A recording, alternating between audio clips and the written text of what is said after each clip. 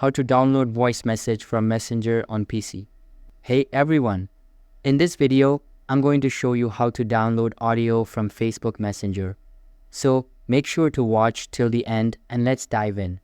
First, you'll need to use the Google Chrome browser on your computer because there's no direct download option in the Messenger app. Start by opening your Facebook Messenger. Then go to the chat settings and click on Open in Messenger.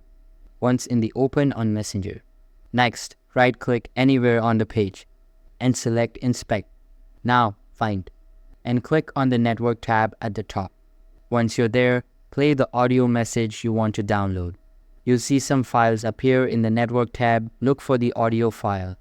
It usually shows up as numbers like 1, 2, 4, 5, 6, 7, 8, 9.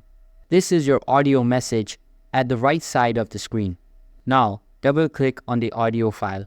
It will open in a new tab. From there, right-click and select Save as to download it to your computer.